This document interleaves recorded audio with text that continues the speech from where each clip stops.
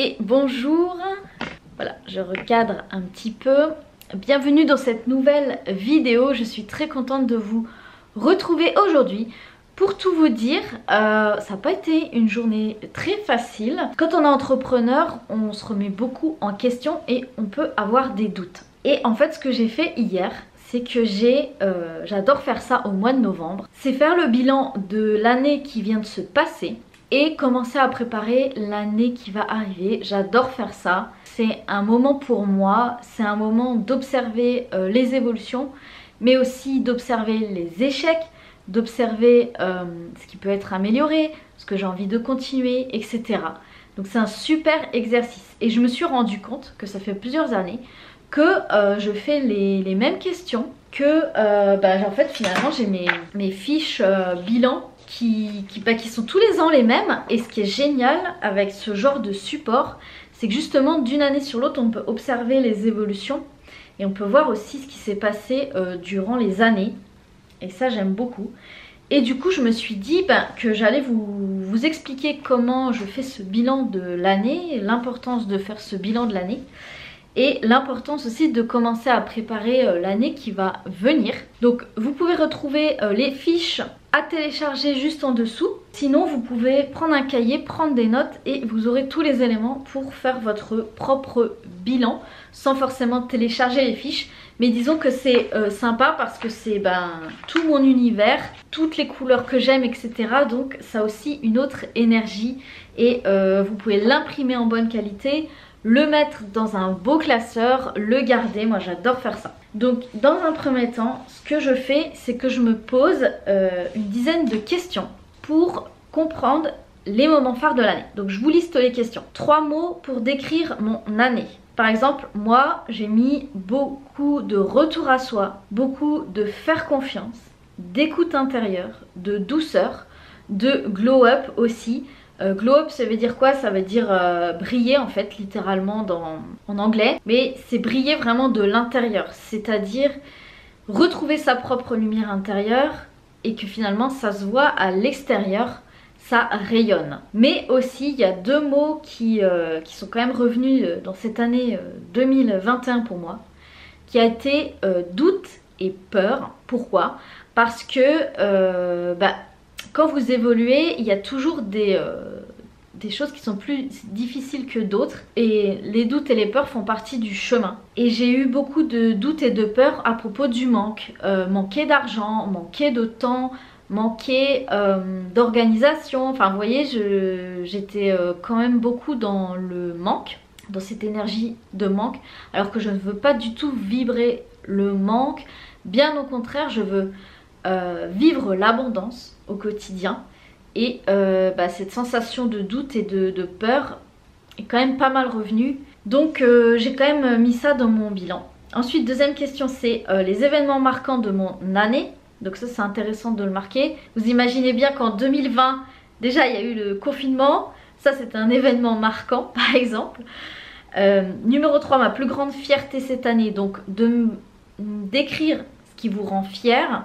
Notamment vraiment de cibler une fierté que vous avez eue dans votre année. C'est très intéressant pour la confiance en soi et l'estime de soi. Numéro 4, l'obstacle que j'ai surmonté cette année. Ça c'est très intéressant aussi parce que le cerveau a tendance à oublier ce qui est désagréable ou à se voiler la face surtout. De se rendre compte que les obstacles nous font grandir, ça nous aide beaucoup. Numéro 5, c'est le moment où je suis sortie de ma zone de confort. Numéro 6, ma plus belle rencontre cette année. Numéro 7, ce que j'ai appris sur moi-même. Numéro 8, le plus beau cadeau que j'ai reçu cette année. Numéro 9, le plus chouette endroit que j'ai visité. Ça c'est génial en fait quand vous relisez ces questions-là d'une année sur l'autre. C'est super intéressant parce que franchement il y a des trucs qu'on oublie complètement. Par exemple il y a une plage à côté de chez moi que je vais régulièrement et en 2020 j'avais marqué justement cette plage et maintenant ça s'est rentré dans mon quotidien. J'ai aimé relire en fait cette magie que j'avais adorée quand j'ai trouvé cette plage. Numéro 10, mes coups de cœur de l'année. Donc ça peut être des livres, ça peut être une série, ça peut être un film, ça peut être une exposition. Ça c'est intéressant aussi de marquer ça parce qu'il y a forcément des choses que vous avez vu, qui vous ont marqué et qui vous ont même transformé d'une certaine façon. Numéro 11, mes pensées à retenir sur cette année. Donc là, la question numéro 11, là vous laissez libre cours à vos pensées et vous mettez vos pensées sur le papier pour ne rien louper de ce qui a été important pour votre année. Donc moi, ce qui m'aide pour remplir ça, donc il y a des choses qui vont vous venir spontanément, il y a des choses qui vont peut-être être plus difficiles. Moi ce que je fais, c'est que j'ai un agenda papier où en fait je note ce que je fais dans mes journées, etc. Et à chaque mois, si vous me suivez depuis longtemps, vous savez comment je fonctionne. À chaque mois, je fais le bilan du mois, je mets les gratitudes du mois, les choses qui m'ont marqué, les choses, les objectifs que j'ai remplis, etc. Donc ça m'aide déjà à remplir ce bilan de l'année 2021. Ensuite, pour compléter ce bilan, donc j'ai marqué mes frustrations de cette année. Donc ça peut être très intéressant, surtout que moi je suis très calibrée à propos de la frustration. C'est-à-dire que quand quelque chose me frustre, je peux vraiment sortir de mes gonds et vraiment ne pas être moi-même. Donc ça c'est important pour moi. Mes peurs ou mes doutes de l'année. Quelles sont les peurs qui sont revenues? Quels sont les doutes? Parce que justement, c'est des points, s'ils sont revenus régulièrement et qui reviennent, ça peut être des points à travailler justement pour la prochaine année. Vous pouvez noter mes plus beaux succès de 2021. Donc là, vous mettez vraiment vos succès, mais même qu'ils se soient petits ou grands. Ça peut être d'avoir réussi une recette ou un très très gros succès. Peu importe, mais c'est important vraiment de les noter et de les relire régulièrement. Mon échec de l'année et ce que ça m'a apporté comme apprentissage. Bien souvent, quand on fait le bilan comme ça de l'année, on va avoir un échec qui revient, qui va vous venir tout de suite en tête et vous allez vous dire « Ah oui, là c'est vrai que ça a été dur. Ça a été dur, mais ça m'a appris ça. Ça m'a appris ça. » Ça c'est excellent pour prendre du recul et montrer que finalement, même si ça a été un moment difficile, on en ressort toujours des choses positives et on en ressort grandi. Ensuite, il y a ce que j'ai réussi à accomplir cette année. Donc ça peut être plus par exemple si vous aviez mis des objectifs de sport, d'améliorer votre alimentation, de mieux dormir, vous pouvez les mettre là. Et ça c'est pareil, ça fait énormément de bien pour la confiance en soi et l'estime de soi. Ensuite, ma plus grande frustration cette année. Donc ça c'est, vous voyez, on revient sur les frustrations. Mais je trouve que c'est intéressant parce que justement quand on arrive en fin d'année, ou si vous faites ce bilan en début d'année, des fois on peut rester sur notre faim et être frustré de quelque chose. Par exemple, de ne pas avoir assez gagné en chiffre d'affaires. Des fois il y a des frustrations une frustration qui va venir et celle-ci ça va être quelque chose que vous pouvez justement travailler. Donc ensuite il y a la fiche justement où il y a tous les mois de l'année et je vous invite justement à répertorier dans votre année les grandes tendances, les grandes lignes de votre mois. Donc en janvier, en gros, qu'est-ce qui s'est passé, qu'est-ce que vous avez ressenti, vos succès, etc. Ça vous donne en fait vraiment une tendance complètement notée sur votre année 2021 et ça c'est hyper intéressant de voir déjà tout ce que vous avez accompli, tout ce qui s'est passé, les bons comme les mauvais moments. Moi je trouve ça vraiment hyper enrichissant. Ensuite on prépare 2022, donc là c'est la fiche que j'adore faire tous les ans et ça c'est juste fantastique et souvent on l'oublie. D'ailleurs moi j'avais oublié là que j'avais fait ma liste. L'année dernière j'avais fait les 30 intentions de 2021, donc vous pouvez mettre objectif, vous pouvez mettre envie, mais cette année j'ai décidé de transformer cette liste en désir. Mes désirs de 2022. Pourquoi? Parce que ma coach elle m'a dit que d'alimenter le désir dans notre vie, qu'on a envie, c'est beaucoup plus puissant qu'un objectif ou qu'une intention.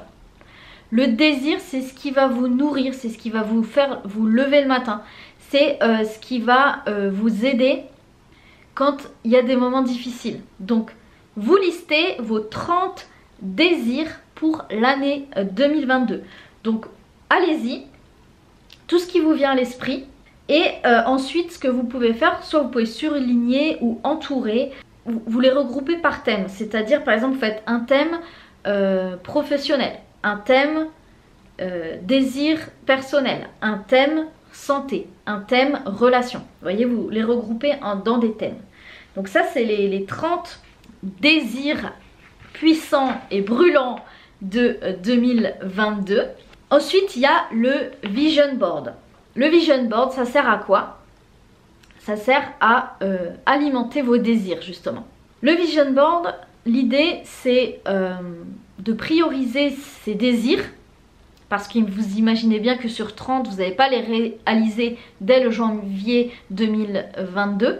Donc l'idée, c'est de prioriser nos désirs.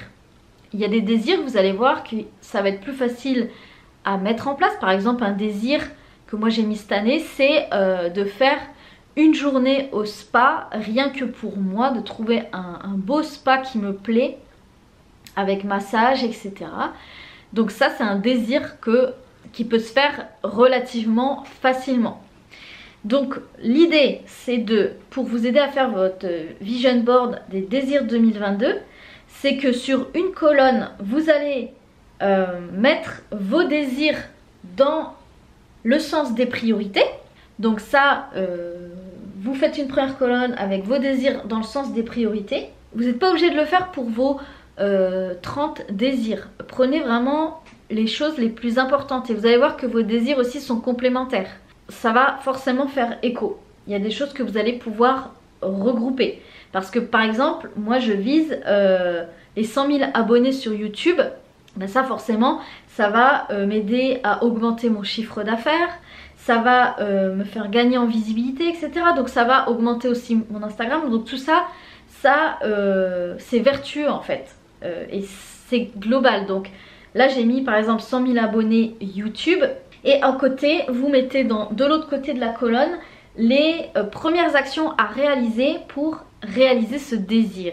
Pourquoi je fais une deuxième colonne? Parce que souvent on écrit nos désirs et après on les laisse de côté. Et du coup on oublie nos désirs et bah, finalement ça reste des rêves.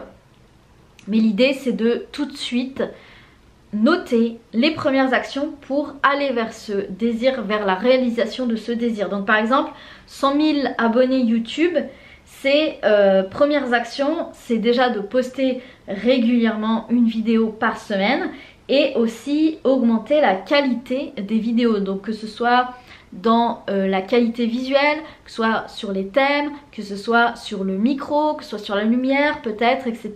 Le décor. Voilà, donc ça ce sont par exemple les premières actions. Donc ça c'est hyper puissant pour tout de suite mettre en route vos désirs.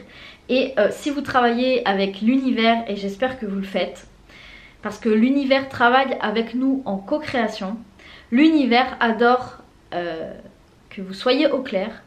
L'univers adore être nourri par vos désirs, parce qu'au moins il sait vers quoi vous voulez aller, ce qui vous tient le plus à cœur. Et le fait de mettre en route les premières actions, eh bien l'univers va venir vous apporter, vous aider dans la réalisation de ces désirs. Donc ça c'est très important. Ensuite j'ai une page Vision Board. Donc sur cette page vous listez, vous mettez des mots-clés, des photos que vous avez besoin pour votre Vision Board. Donc par exemple là moi je voulais changer mes lunettes de vue. Donc je vais mettre une photo avec des lunettes que j'aime bien. Les tenues colorées. Donc j'ai mis des personnes, des tenues colorées féminines que j'aime bien. Vous voyez, vous mettez ça. Il y a le désir du spa. Et bien j'ai mis une image d'un beau spa pour prendre soin de son corps, etc. Donc vous pouvez le faire dans tous les domaines, soit pro, soit vie de couple, soit le voyage, soit la décoration. Le but du Vision Board, c'est vraiment de vous inspirer. Donc l'idée c'est que vous listez des mots-clés et ensuite vous cherchez les images qui correspondent. Soit vous les collez ici, soit vous le créez sur ordinateur, soit vous faites un grand vision board dans votre bureau, à accrocher au mur. Ça après c'est plus à vous de voir, mais disons que déjà ça vous donne une bonne piste pour le réaliser. La prochaine page c'est la liste de vos rêves mais sur le long terme. Parce qu'on peut avoir des désirs pour l'année suivante, enfin l'année que vous voulez organiser. Mais les rêves, ça va aussi alimenter vos désirs et vous aider à réaliser vos plus grands rêves. C'est-à-dire, est-ce que vous voulez acheter une maison? Est-ce que vous voulez faire un magnifique voyage à Tahiti? Est-ce que vous voulez acheter un appartement et le louer? Vous voyez, des désirs comme ça qui sont importants, qui sont des étapes importantes dans la vie, mais qui vous tient vraiment à cœur. Est-ce que ça va être de rénover une maison? Est-ce que ça va être de construire une piscine? Est-ce que ça va être de vivre au bord de la mer? Est-ce que ça va être d'organiser une grande conférence devant des personnes, des milliers de personnes?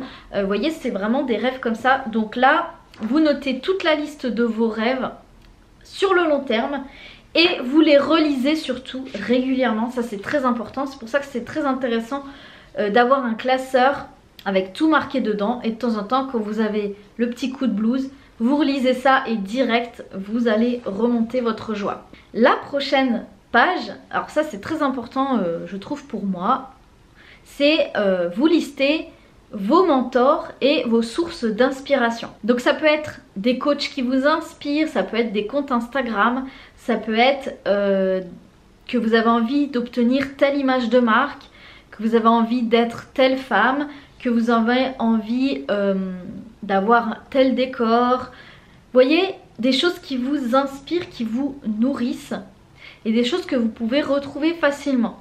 Et le fait de lister les gens qui vous inspirent sur Instagram, je parle pas des gens, comment dire, listez les gens en fait qui font direct remonter votre motivation, votre énergie. Ça c'est très important parce que vous allez croiser, encore plus sur internet, des gens qui vous inspirent ou des gens qui vous énervent ou des gens qui vous font baisser votre vibration, que vous aimez pas trop, vous n'êtes pas trop du même avis que cette personne, etc. Ça c'est très important de noter ces mentors et d'aller regarder de temps en temps ce qu'ils font pour justement s'inspirer. Donc ça c'est très important aussi je trouve pour l'année et vous allez observer, ça c'est génial. Moi j'ai vraiment observé d'une année sur l'autre qu'il y a des mentors qui sont encore là. Il y a des mentors que je ne suis plus, que j'ai suivi un moment. Il y a des nouveaux mentors que j'ai rencontrés complètement par hasard et qui m'inspirent comme jamais. Donc les mentors, les coachs vont vraiment grandir avec vous. Et les personnes qui vous inspirent le plus, c'est vraiment l'effet miroir qui s'active, c'est-à-dire que la personne vous correspond, que vous êtes dans la même énergie et si vous admirez une personne, que vous aimez ce que cette personne transmet, etc. bien souvent c'est quelque chose qui est déjà vous aussi à l'intérieur de vous. Donc c'est très important. Cette vidéo est un peu longue mais c'est pas grave. Moi je trouve que ça me tient vraiment à cœur de vous partager comment je travaille concrètement, sachant qu'il y a eu tout un switch cette année. J'étais beaucoup dans la programmation, beaucoup dans l'anticipation, beaucoup dans l'organisation, etc. D'ailleurs ça se voit avec ces fiches. Mais j'ai laissé une grande part à mon intuition, à mes envies, à mes désirs, à écouter mon corps, les besoins de mon corps, les besoins émotionnels, les besoins mentaux, etc. Et c'est très intéressant de vraiment être à son écoute avant tout, avant d'organiser quoi que ce soit d'ailleurs. C'est vraiment cet équilibre féminin et masculin, c'est-à-dire le féminin c'est l'intuition, c'est la fluidité, c'est le flow, et le masculin c'est l'organisation, c'est le passage à l'action surtout. Donc c'est important d'équilibrer les deux, de ne pas être trop dans le féminin, de ne pas être trop dans le masculin. Ça je pense que ça a été vraiment le gros travail de 2021 je trouve. Je sais pas si vous l'avez ressenti dans les énergies. Mais je pense qu'on va encore le travailler en 2022. Mais ça a été un gros challenge je pense pour beaucoup de personnes. D'équilibrer ces deux côtés. C'est-à-dire le soin de soi, le flow, l'intuition, la rêverie, la féminité. Et le côté masculin dans l'action, dans les résultats, dans l'organisation. Tout ça c'est important aussi. On ne peut pas se passer de l'un ou de l'autre finalement. Et aujourd'hui on entre complètement dans une nouvelle ère, dans une nouvelle façon de faire. Avant c'était l'ère du masculin, c'est-à-dire être dans la compétition, dans la compétitivité, dans les résultats, dans la production à outrance, etc. Et là on est en train de passer dans un nouveau paradigme, c'est-à-dire qu'on passe dans le côté où on équilibre le féminin et le masculin, mais surtout on laisse le féminin nous guider, notre cœur nous guider, notre intuition nous guider, notre âme au volant. C'est exactement ce que je parlais dans le programme on laisse pas bébé dans un coin, on laisse notre âme au volant. Et ensuite c'est le côté masculin qui va ancrer dans la matière nos idées, nos intuitions, mais on laisse vraiment notre côté féminin au volant. Voilà, et ça transforme le monde, ça devient une nouvelle façon de faire, une nouvelle façon d'être, une nouvelle abondance, un nouveau monde, hein, carrément. Donc ça, si vous êtes entrepreneur aujourd'hui, ou si vous voulez devenir, ou voilà, si vous voulez vous épanouir dans votre vie, c'est très important d'avoir ces deux côtés et d'équilibrer ces deux côtés pour justement avancer vers ces nouvelles façons de faire, vers ce nouveau monde. Alors, il me reste 3 fiches. Donc, il y a la fiche soin de mon énergie. Donc là, moi je liste les choses qui m'aident à rester en haute vibration et à me remonter en énergie. Pourquoi ? Parce que prendre soin de soi, c'est une priorité pour accomplir tous ces projets. Ça, c'est très important de vous noter ce qui fait remonter directement votre vibration. Ça ne veut pas dire que vous n'avez pas le droit d'être triste ou d'être fatigué ou d'être en colère. Bien au contraire, c'est de laisser traverser ces émotions, de comprendre pourquoi elles sont là, de s'écouter sincèrement. Simplement si tu es fatigué, il faut te reposer, c'est tout. Tu dois être ta propre priorité. Et pour remonter ton énergie, qu'est-ce qui te fait du bien? Donc ça peut être des choses simples comme mettre de la musique, aller danser, marcher, prendre un bain chaud. Et puis ça peut être par exemple d'écouter des mentors, d'écouter telle méditation. Enfin il y a plein de choses. Et puis ça c'est vraiment personnalisé. Donc là il y a la fiche avec prendre soin de mon énergie cette année. Donc ça c'est une fiche SOS quand vous allez mal. Donc c'est très intéressant de l'avoir sur soi pratiquement en permanence, parce que quand vous allez mal vous pouvez relire ça et tout de suite vous allez avoir des solutions qui vous font du bien. C'est, ouais, j'aime bien dire la fiche SOS, SOS je vais pas bien. Qu'est-ce qu'on fait? Ensuite il y a mes affirmations de cette année. Donc les affirmations positives, on en parle souvent et je trouve que c'est assez difficile en fait de lire au quotidien des affirmations positives, et pourtant ça a un impact énorme sur notre quotidien. Et les affirmations positives peuvent évoluer selon la période où on est, selon ce qu'on vit dans notre vie, etc. Donc vous pouvez noter des affirmations qui vous font du bien pour cette année 2022. Moi j'adore faire ça parce qu'on est surblindé, sursollicité de citations. Il y en a qui nous parlent, il y en a qui nous parlent moins. Et il y en a vraiment qui, vous le savez au fond de vous-même, quand vous les lisez, vous avez l'impression qu'elle a été écrite pour vous, pour cet instant. Et c'est vraiment des citations puissantes là que je veux que vous notiez pour les relire aussi régulièrement, si ce n'est tous les jours. Et je vous invite presque à ce que je fais moi, c'est que je les affiche dans ma salle de bain pour les relire. Et souvent je les relis quand je me brosse les dents. Et ça, vous pouvez pas y couper, vous avez vos affirmations, vous pouvez les mettre dans vos toilettes aussi, ça peut être une idée. Voilà, donc ça les affirmations, c'est quelque chose de très puissant. Et enfin, la dernière fiche, donc ça correspond aux objectifs de 2022. C'est les mêmes cases que pour l'année 2021 et j'aimerais que vous notiez sur cette fiche les événements importants pour vous. Et si vous avez déjà des objectifs par mois ou des intentions par mois ou des thèmes que vous voulez parler par mois, etc., de les noter ici. Donc par exemple, moi je sais qu'au mois de mars, du coup, je vais fêter mon anniversaire, donc j'ai vraiment envie de célébrer ça. C'est une étape très importante pour moi. Je vais fêter au mois d'avril les 10 ans de la botte secrète.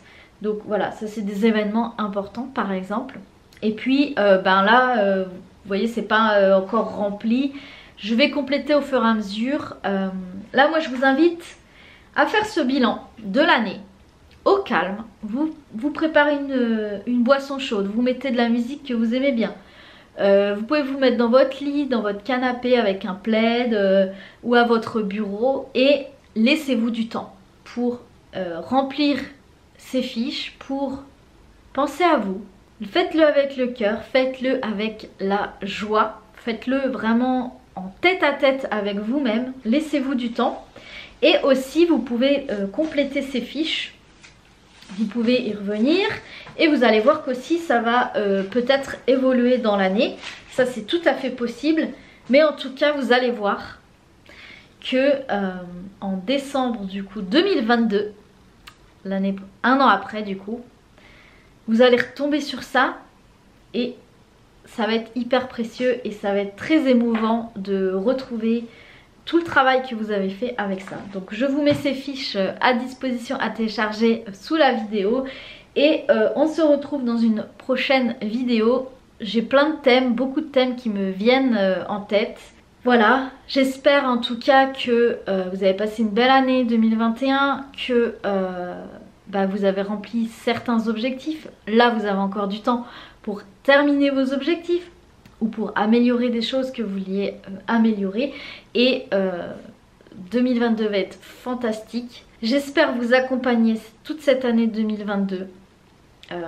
J'espère réussir à donner le meilleur de moi-même. On se retrouve dans une prochaine vidéo. Il n'y a plus qu'à. Et à très vite pour une nouvelle vidéo.